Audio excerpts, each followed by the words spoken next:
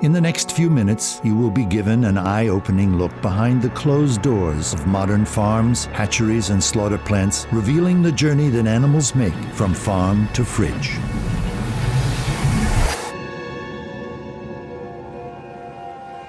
For nearly their entire 4-month pregnancies, mother sows are locked in narrow metal stalls barely larger than their own bodies. Many of the animals develop open sores and scratches. Workers often kick, hit, and yell at pigs to move them. Soon after birth, piglets are castrated by workers who cut into their skin and rip out their testicles. Next, the workers chop off their tails. Both of these painful procedures are nearly always done without anesthesia. Many animals die from botched mutilations. Piglets who become sick or injured or who are not growing quickly enough are killed.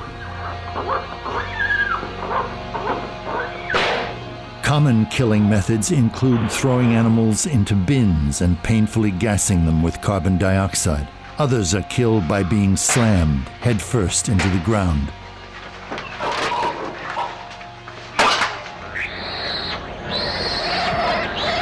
At a factory farm in Ohio, workers killed injured sows by hanging them on a forklift to be slowly strangled to death, a practice defended by the pork industry.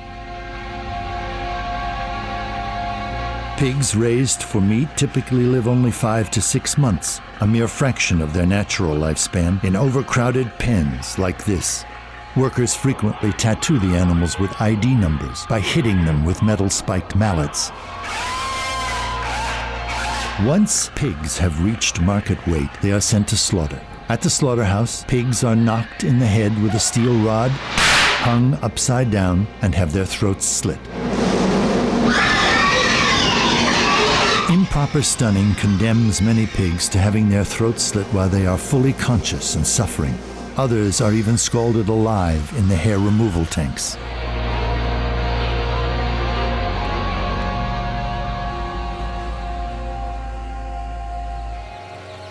From the moment they hatch, the egg industry subjects chicks to horrors few of us can even imagine. At the hatchery, workers quickly and roughly sort the males from the females. Because male chicks don't lay eggs and do not grow quickly enough to be raised profitably for meat, they are killed within hours after hatching. Male chicks are typically thrown into giant grinding machines while still alive. This practice is deemed standard and acceptable by the egg industry. Another killing method is to drop male chicks into trash bags to be smothered or suffocated. More than 200 million unwanted male chicks are killed on their first day of life each year in the United States. The females have it even worse, destined for a life of prolonged cruelty. To reduce pecking induced by overcrowded living conditions, workers use a hot blade or laser to remove part of the chick's beaks. This mutilation can cause both acute and chronic pain. After debeaking, the birds are moved to cages where they will spend the rest of their lives. Nearly 95% of egg-laying hens spend their lives confined in tiny wire cages like this. Most birds never see sunlight or breathe fresh air. They are packed so tightly they cannot even spread their wings, walk, or turn around without pushing other birds aside. The harsh and unrelenting environment of the cage takes its toll, often leading to severe feather loss, open wounds, and birds trapped in cage wire. For many hens, the stressful confinement is too much, leading to premature death. Undercover investigations at egg farms from coast to coast have revealed a culture of cruelty and neglect, including workers stomping on birds, throwing live hens on dead piles and in trash cans, and painfully mangling bird spines in botched attempts to break their necks. At 1 or 2 years of age, when a hen's egg production begins to decline, she is violently ripped from her cage. Workers often fling the birds into metal carts where they are painfully suffocated with carbon dioxide.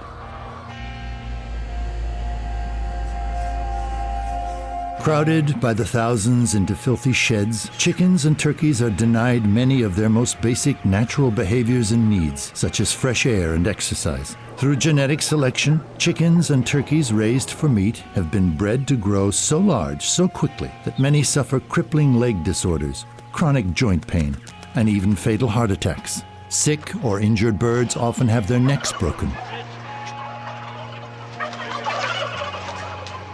Others are clubbed to death.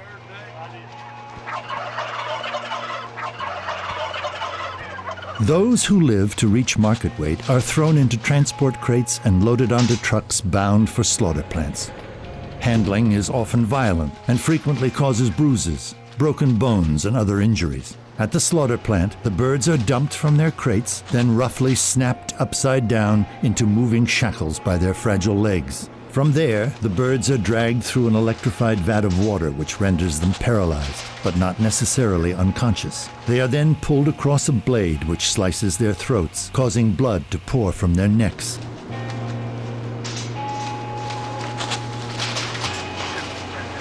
Some of the birds who miss the blade have their throats slit or their heads ripped off by a backup killer. Other birds are drowned and scalded in the tanks of hot water designed to loosen the bird's feathers.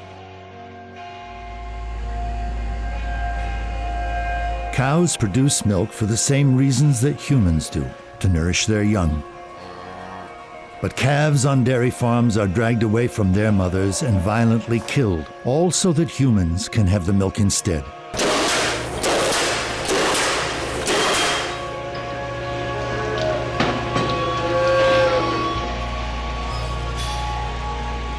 The majority of today's dairy cows are confined on factory farms. Some spend almost their entire lives standing on concrete floors. Others are crammed into massive mud lots. Workers subject young cows to painful mutilations and amputations. Here, a worker cuts off a cow's tail, slicing through her sensitive skin, nerves, and bone without any painkillers. Another routine practice is dehorning, burning into the calves' skulls to remove their budding horns. Painkillers are rarely used. A 2010 undercover investigation at a dairy farm in Ohio revealed a farm worker stabbing cows with pitchforks, beating them in the head with crowbars, and punching baby calves.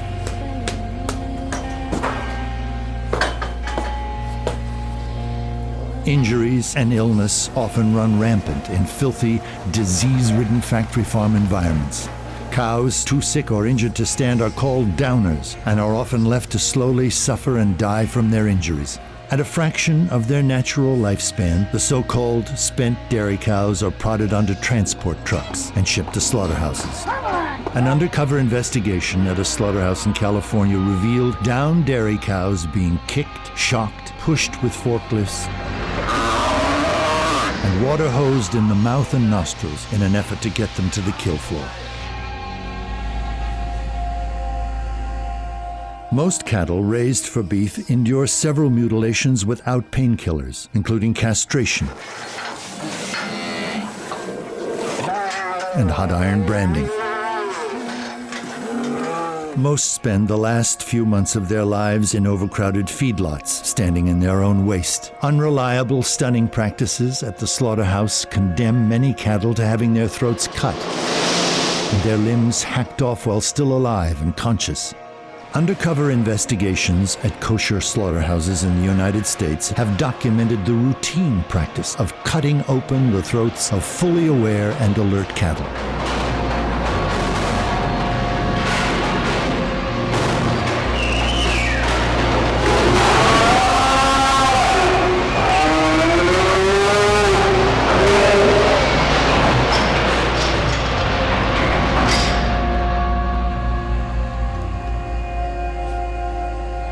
Fish and other sea animals are sensitive, intelligent creatures who have a demonstrated capacity to suffer pain. Massive trawling nets indiscriminately drag hundreds of tons of fish and other animals along the ocean floor. As they are dragged up from the ocean depths, the fish undergo excruciatingly painful decompression. The extreme changes in pressure can rupture their swim bladders and pop out their eyes.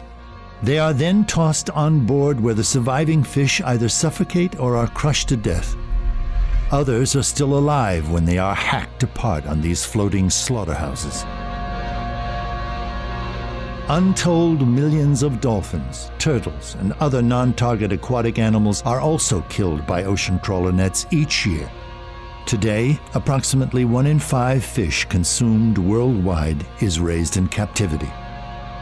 Like factory-farmed animals on land, farm-raised fish are crowded by the tens of thousands in small, disease- and excrement-ridden areas for their entire lives. When fish reach market weight, they are loaded onto tanker trucks and shipped to slaughter, where common killing methods include slow suffocation.